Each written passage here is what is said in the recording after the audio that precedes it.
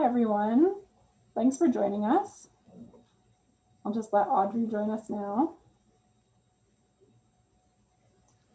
Hello. Welcome, everyone. We're really glad to see you here today. Well, not see you. Glad you're joining us here today. Glad Still you can not, see us. yeah, you can see us. Still not used to socially distanced gatherings, clearly. Thanks for tuning into our Facebook page. Hopefully you've all created a cocktail or a mocktail to come join us. We've both got some colorful ones right here. Nice. Oh, yours is really pretty. I put too much grenadine in mine. Oh, yeah, it's a lot brighter than mine for sure. Well, whatever you're having to join us, popcorn, juice, water, we're just glad you're here. For those of you who don't know me, my name is Megan Hunter-Gauthier. I am the assistant curator at Two Rivers Gallery, gratefully located on the traditional territory of the Lheidli. And we're here today to celebrate the opening of a new exhibition in our Rustad Galleria called I Miss Your Faces, featuring work by Audrey McKinnon, visual artist from Prince George, who is very multi-talented. I've been really excited about this project for a long time. When Audrey came to me with the proposal, she talked about wanting to paint on the walls. And that just sounded so exciting to me. And I'm really excited that we're going to get to show you some examples of that exhibition here today and hopefully get you excited to stop by the gallery. For now, I'm going to turn the conversation over to Audrey, and she's going to tell you a bit more about herself and her practice, and we'll walk you through some images of the exhibition. There'll be time for questions at the end of this little conversation. We'll be here for it'll be about 30 minutes. So we'll leave some time near the end to hear from all of you. So please type your questions in the Facebook comments of this video, and hopefully we'll get to answer a lot of them. All right, Audrey, I'll turn it over to you. All right, I'm just going to share my screen here so you can see the presentation as well. So as Megan said, my name is Audrey McKinnon, and I'm a local artist in Prince George. And I am very lucky to have been given permission to execute this immersive exhibit on the walls of the Rustad Galleria at Two Rivers Art Gallery. Because of the strange times that we live in, this is an unconventional exhibit opening, and I do want you to have a sense that you've walked through the space in some way, even if you are in Chilliwack or Mexico. I'm hoping some of my relatives from Mexico are tuning in, or anywhere else. So I'm going to walk you through it over the next 20 minutes or so. I'm going to do the best job that I can with the tools that we have right now. So I Miss Your Faces is a statement on how we're experiencing human connection within the limitations of this pandemic. Just like we are for this presentation, when you would normally get to see me in person, hopefully bring me flowers, maybe I'd hug you if you're someone that I know. And even without that, you'd see me move through the space, talk with my hands, you'd see my shoes. I'm not wearing shoes right now, for your information, but we're limited in how we access each other right now. And what you're looking at right now on the screen is the first piece that you'll see when you walk into the exhibit. And if you think of this as the framed image within the confines of the canvases, what we're seeing on a Zoom call or a Facebook Live, or you could even think about it as how we see each other with half our faces covered with our masks on. The extension of these paintings onto the walls is everything we're missing. So it's expression and connection and body language and context of location. So let's go inside this exhibit. And I'll actually start by lifting the veil of what happens leading up to the finished product. This conversation you're becoming a part of as a spectator and maybe as a visitor of the gallery, or maybe as a participant if you feel compelled to take pictures of yourself for the pieces if you end up going in person. This conversation started between me and Megan. So I created the pieces, I handed them to Megan. Megan decided where to put them. And this stage you're seeing here is me deciding how to respond to that, like it's a conversation over time. And it happens in a context rather than in this relative vacuum of our digital spaces where we have no choice but to crop out really meaningful information. And we can curate a lot of that as well. You have no idea what's outside these frames. It could be total chaos. It's not, but all right, so let's walk through the gallery. We're starting at a portrait of one of my best friends, Keiko, and I know Keiko's watching, so hi. You have to get the scale of this painting, and it's hard to do online. It's 4 feet tall. And then the extension of the painting onto the wall is somewhere over my head. So you're looking at Keiko's face peering out from between these swirling, energetic, dark geese. They're geese. And I've used a lot of contradiction in this painting instinctually because I know Keiko. And the story is that Keiko is a fiercely strong, bright, shiny woman who has come through a lot of challenges. And in the context of this exhibit, with it on the wall, you can experience her moving through this storm of wild geese. But maybe without that context, you experience more of a stillness in the portrait. But the point is that you're experiencing the same painting differently, not because the painting itself has changed, but because everything around it has. More of the picture has been revealed once it's put on the wall and that extension is created. And that speaks to what we're missing in our current safe modes of communication, these limitations that we're stuck within in order to keep each other safe and ourselves safe. I also like to throw in some humor, some looseness into my work to lighten up the piece and slap the seriousness out of it. If there is one thing I've leaned on as a tool for resilience during the pandemic, it's an ability to let go of how serious everything feels and take the opportunities that we do have to laugh a little. So this little ghosty is telling a joke. It's not a good joke, but he's a ghost. I'm going to explain it to you. I know the worst jokes are the ones you have to explain. So that's how you know this is a bad joke. He's a joke, he's a ghost. He's already dead, but he's extra dead. He's got his lights out with those little X's for eyes, and that's the joke. Turn the lights out because he's coming out of a light switch. So I said it wasn't funny. So, this is a painting of my cousin Dina, who lives in Mexico City. And about a year ago, she was here in Canada before COVID, and I got to learn a lot more about her, meeting her in person. I'm really hoping that she's watching right now. And hola a mi familia en Mexico. I really hope that some of my family members are watching. Maybe those are some of the positives of COVID, is that we've gotten more comfortable with communicating this way and inviting people from far away into our conversations. Dina posed for this picture on a Facebook Messenger video chat recently, just like Keiko did actually in that last picture. And I used these hyper feminine hot on hot colors to express this fight that Dina is in. So Dina is a vocal feminist, and that takes on a different color in Mexico than it does here. There's a lot of machismo, and women are excluded from public spaces by this really aggressive catcalling and this palpable objectification of women. And further to that, this sexism can be violent, which is something Dina has talked about a lot on her social media, where I've interacted with her a lot more than in person, actually. And that's why I gave this painting the title that I did. It's a really long title. It's called Women and Girls Are Being Killed at an Alarming Rate in Mexico. And those are just the ones that we know about. So it's a painting about being a woman living in a country with a femicide problem. And it's a problem that I think some people would be able to relate to here if you look at issues around missing and murdered Indigenous women and girls. So Megan put this painting up on the wall, and coming back to this conversation between curator and artist, she put the painting up on the wall in the center of the exhibit, but off center on the wall itself, which helps add to the tension of the overall piece. And again, we're seeing how a painting in context is different than a painting cropped at its edges. So I continued with these hot colors and discovered this beautiful orange because I had this idea to just cover the wall above Dina's head in marigolds. So I always think of marigolds when I think of Mexico, but what makes them particularly appropriate for this piece is that marigolds are considered the flower of the dead. They're placed on altars during Dia de los Muertos, symbolically to guide the spirits of the dead to these altars.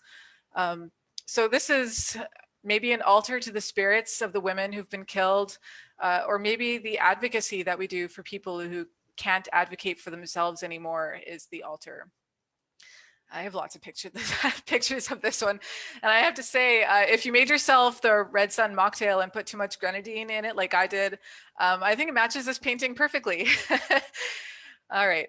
So of course, every painting should be observed from far away. And also I encourage people to look at them up close.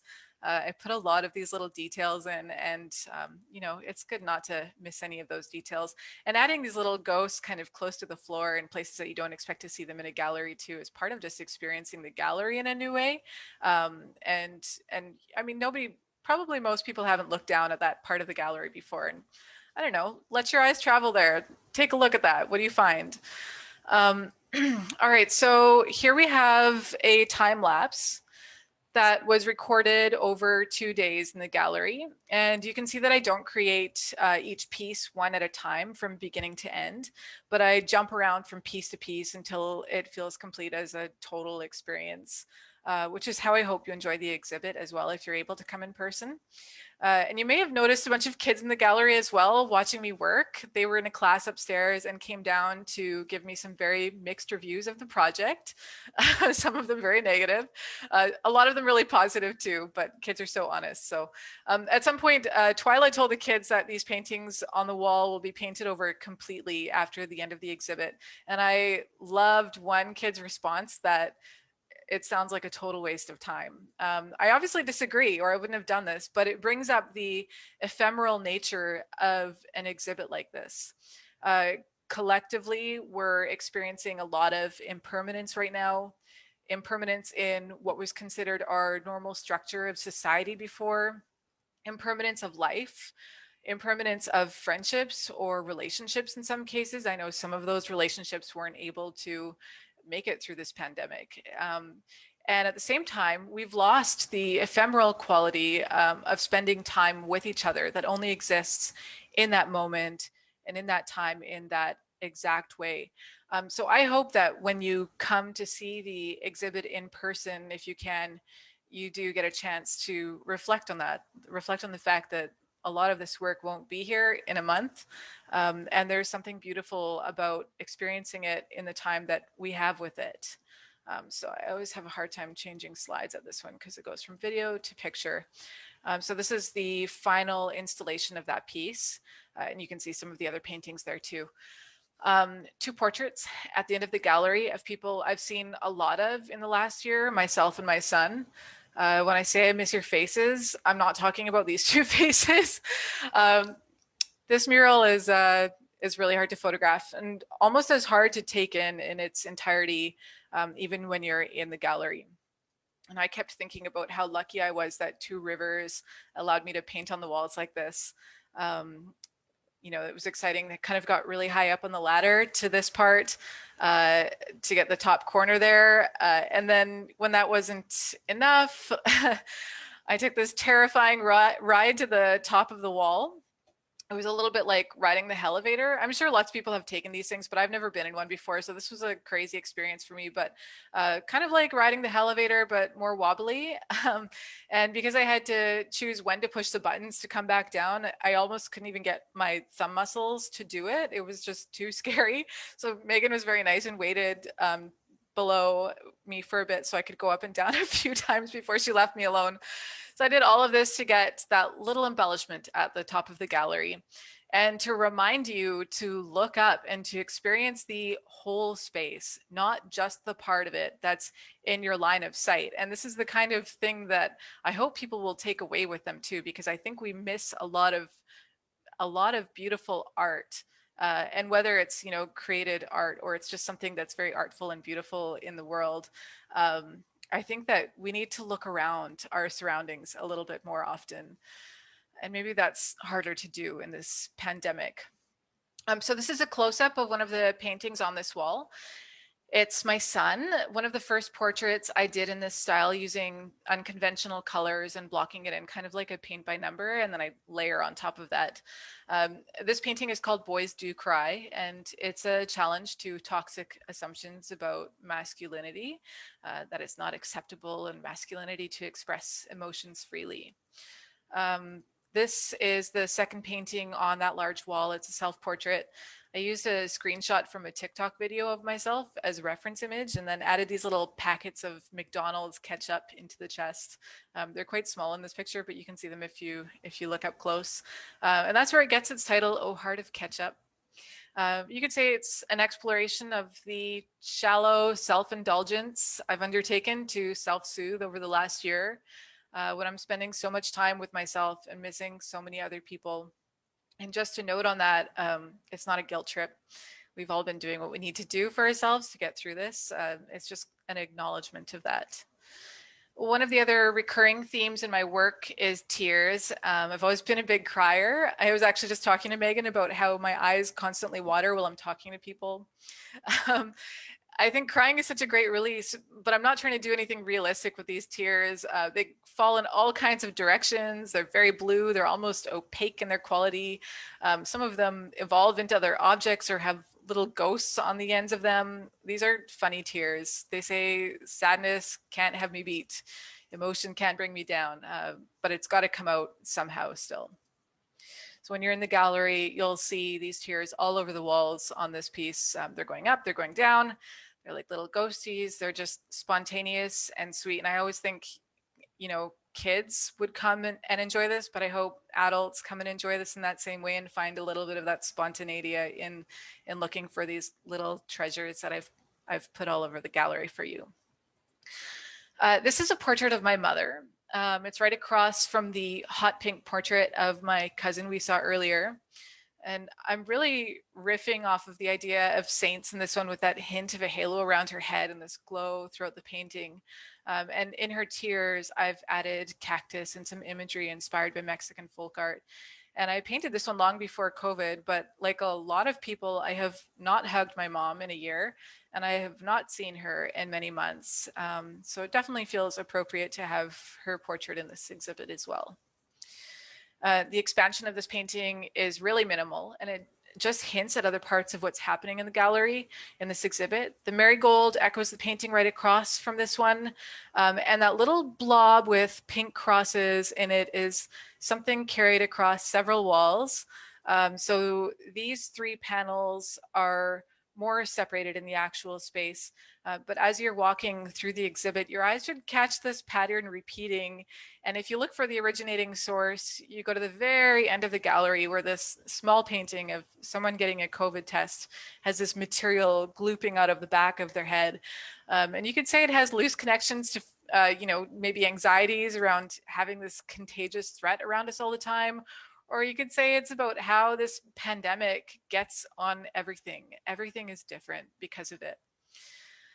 So here's a close-up of that small painting. It's just a very visceral expression of someone getting the COVID test, and that someone is me. That's not my nose, but that's how my nose felt. I was not alone in making the association of the COVID test to another uncomfortable, invasive test that women get regularly, which is why this piece is called Pap Test for the Face. And here you see two more small pieces in this exhibit. Bedroom Eyes is the blue one. Dear Sweet Emotional Ghost is the one in purple. I've been captivated by cartoon eyes that are really detailed when they're emotional. And you see this a lot in anime. And I think the first time I noticed it was watching SpongeBob. I don't know why I had a DVD set as like a 20-year-old or something like that, but I watched a whole bunch of episodes of SpongeBob. And when he gets emotional, he goes from this really loose cartoon, childish cartoon, to this overly detailed, stressed, glassy, gooey-eyed illustration. And I've always felt that was a really good expression of emotion. So I'm just captivated by that imagery and enjoy putting that idea on canvas. So I hope you get a chance to see the exhibit in person and to take it in as an immersive experience rather than a bunch of separate paintings. I hope that you spend time and maybe walk through it more than once. And if not, I'm really glad that you were able to attend this from wherever you are via the magic of the internet. Megan, are you going to come back? Yes, okay, I am. good. I won't leave you alone. Thank you. Thanks so much, Audrey. That was great. So certainly, I'm sure that inspired those of you who can drop by to Rivers Gallery who are local or from around Prince George to do so. The exhibition will be on until, I believe it's March 17th. So there's definitely a few weeks to come and experience that. We have a few questions for you, Audrey. And so one of the first questions that we had references the three paintings, the three largest paintings on the walls, I believe. So the question says, I was wondering if you'd be comfortable describing your view of the expressions on the faces in the first three portraits. What are they feeling / thinking in the moment that you chose to capture them? In the first three portraits, so I might as well just go back to these portraits here and let me share this screen again. Oh, hang on. Sorry, technology. All right. So this is the first portrait, and you're wondering what are they experiencing in this? You know what? In all of them, these people are looking at me. So this thing about doing portraits of other people is they're always a little bit of a reflection of yourself, and that is how we perceive people as well in our lives. So I can't tell you exactly what Keiko was feeling in this moment. And I'm not sure that, you know, when she's posing for this picture that it's about a single moment, or if it's about, you know, the culmination of all the years that I've known her, and the experiences that we've had together. And I'm going to go out on a limb and say Keiko is probably thinking how much she loves me, because she does. And I mean, Keiko is somebody who always brings joy, even when things are hard to be joyful about. And I think that is, you know, there's a darkness to this portrait, but I think that there's always a brilliance about it too. And I think that that's something that I wanted to express with that. Let me see if I can find, the next one is of Dina. This was an awesome conversation when I connected with Dina, because she was in Mexico City at the time, and she had, and I don't want to share too much about her life because you know, I haven't had a conversation with her about that, but she had just moved out from home and moved into a place away from her family in Mexico.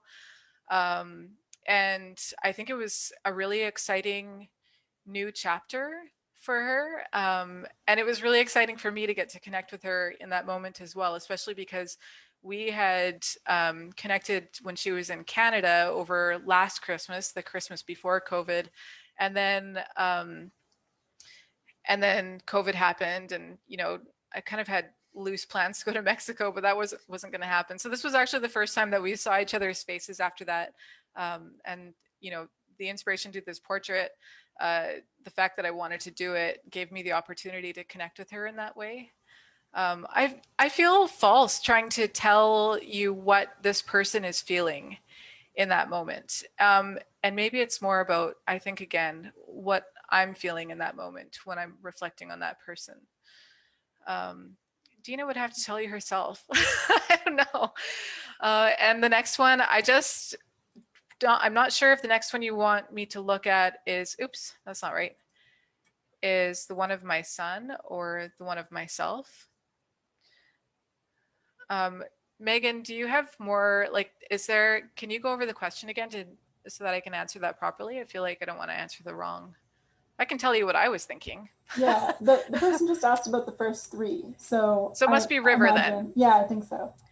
Yeah, River. Oh my gosh. I took him downstairs to get this picture, and there was this really harsh lighting over him. And this is like such a mom angle to see a child from too, right? He was probably about like 7 or 8 when I took this picture.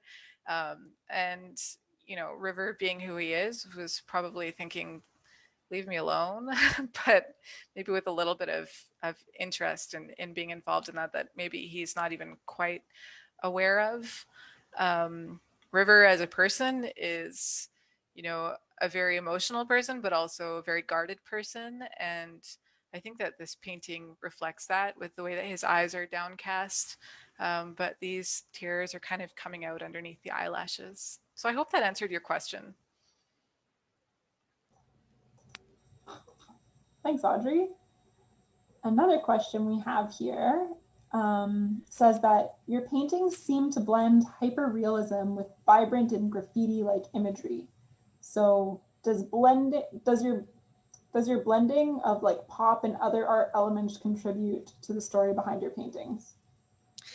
Yeah, I mean, when I first became attracted to artwork, I was really attracted to like very classic portraiture. I loved that look of that glowing skin that they used to do in those old paintings, and they would do like really intense contrasts. And I used to love those really classic paintings, and I thought that that would be the direction I would go in as an artist. But I've also always really loved color, and I see the world in this really intensely colorful way.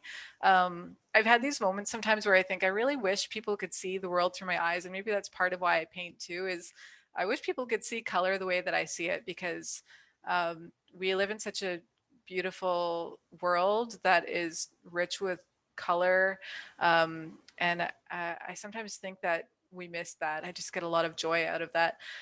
So that's where that like really intense color comes from. But yeah, there's also a bit of loving graffiti artwork. I feel very excited in an alleyway that's covered with beautiful graffiti or street art. The difference is, by the way, graffiti is technically unsanctioned and street art is sanctioned work that you see on like big walls, murals, and stuff like that. But and the other part of that also is if anybody's been to, you know, like the parts of central Mexico that I've been to, where my family lives, and there's just a lot of color in that part of the world as well. You know, all the houses are painted these really bright colors inside and outside, and all the artwork as well as these just really intense contrasts. There's no fear of color. I guess that's what it is. So I think graffiti does a good job of capturing that, like getting away from that fear of color. And I think that definitely plays into it. And I can't remember if there was another element, if you're wondering if I pull in, but I definitely pull in a lot of, there's a lot of different inspirations that I'm taking in when I'm doing my art.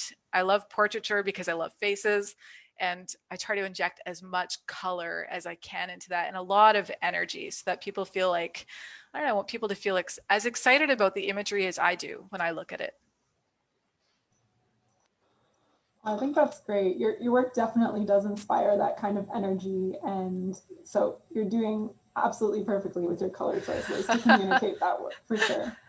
Um, Here's a question about what's going to happen after your exhibition closes. So this person asked, seeing the beautiful extension of each portrait on the wall, how do you feel about that being lost after the exhibit?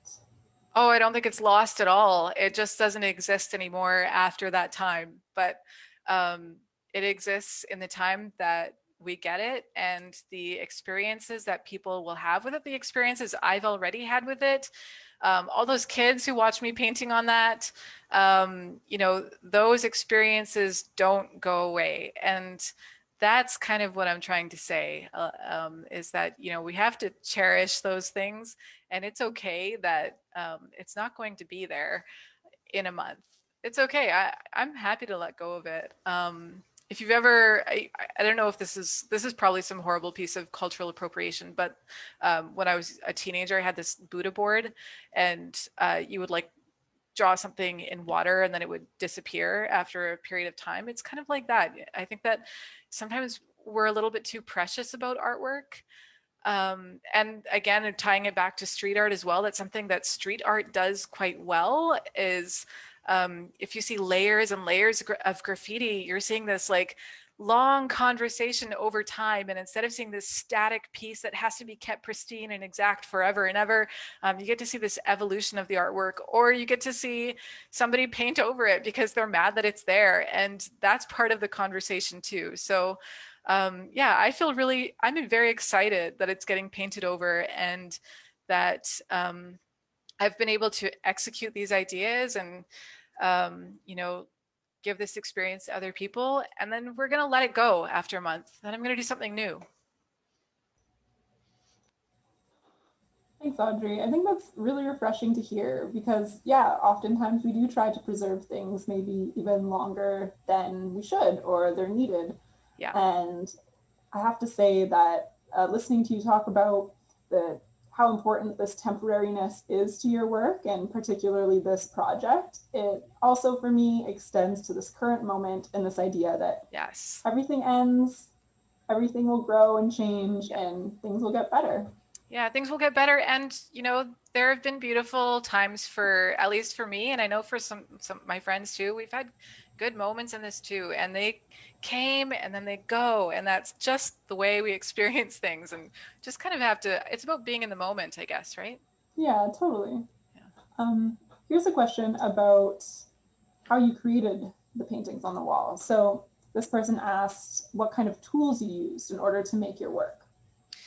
Well, I like that I've got this visual way to present these things to you as well. So let me just find one where I can talk about it while I'm showing you. So share screen, and I will go back a few slides.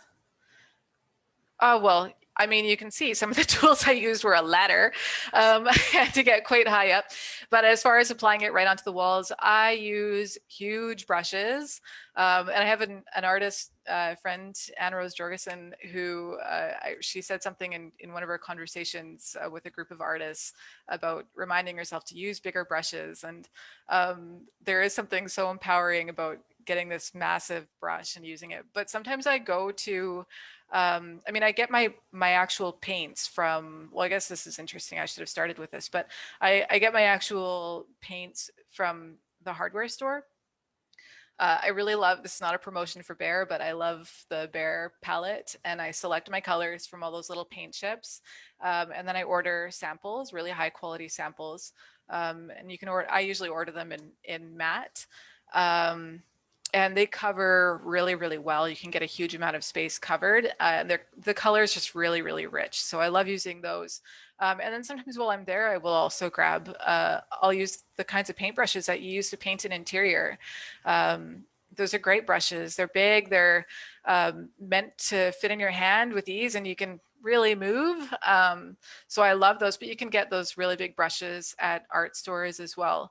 And then I actually didn't realize how like interesting this answer is until I'm saying it. I'm like, I do use interesting materials. I don't really think about it usually, but if you look on, I don't know if you can see my mouse, but if you look at the main piece with the centerpiece with the marigolds, for these black lines, I use, I don't know if it's a paint pen, but it functions like a paint pen, and it's got quite a large like nub on the end, kind of a square nub, uh, that a felt nub that soaks up all of the like ink that you put inside. But inside I put like a really watered down paint, and then that just soaks into the tip, and I just draw those lines right on. And I do the same thing when I'm doing actual portraits as well. I start all of my portraits, all of my imagery with one of those markers.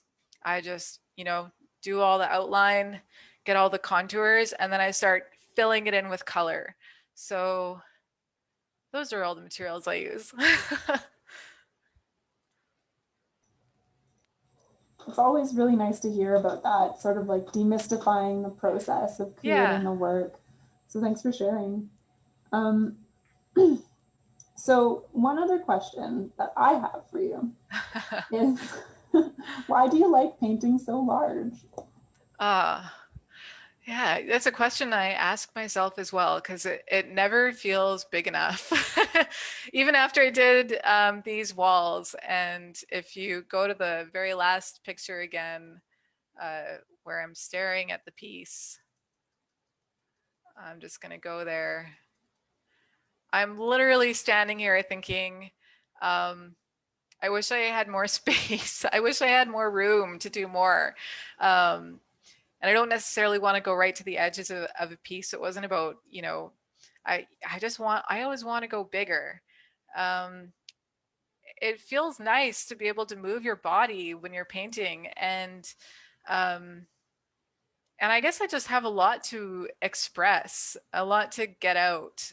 And I really want my paintings to feel, I guess it's not all about the process either. Sometimes the process of big paintings is really frustrating because you're doing a lot of components, and you don't see the results of it till the very end. So it can be frustrating in the middle of it. But I find it very gratifying to stand back from a piece and feel really overwhelmed by it, to feel maybe I'm trying to express how I feel about things. I feel pretty overwhelmed about a lot of things most of the time. I always have. And that can be a beautiful experience or a terrifying experience, but I do want to convey that with my paintings and have it feel like they're just, you know, washing over you. They're you can't avoid them. So I I don't know if that answered your question, but I tried. Oh, that's great. I think it's exciting to share, for artists to share a little bit about the scale they choose and why. Yeah. Often it's a really personal choice. And yeah, I think painting big is really a great way to engage people and bring them into the work. And you're painting even bigger now because you're on the walls. Yeah, and I've got thirst for more. I finished this and I was like, I need another wall. Audrey's next exhibition will need to be in an airplane hangar. Yeah, exactly. So to wrap things up, this has been a great conversation and a great presentation. Thanks so much, Audrey. But I'd just like to ask you to let everyone know what you hope they take away from this exhibition when they visit it. Right. Um, well, I hope that you reflect on some of the themes that I brought up in this exhibit. The fact that it will be here for a short time and then it's gone.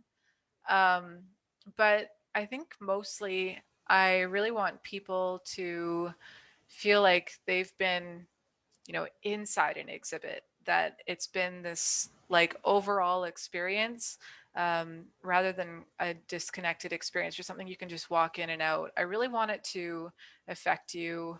Um, and I think I said this in another conversation, but I've expressed myself a lot on these walls, um, through portraiture of other people mostly. But um, I hope that even though you haven't been able to be in my presence for the last year, you walk away from it feeling like you have been. And, it's unfortunate that we don't get to stand in a room and connect for real, but maybe this is the best that I can do right now.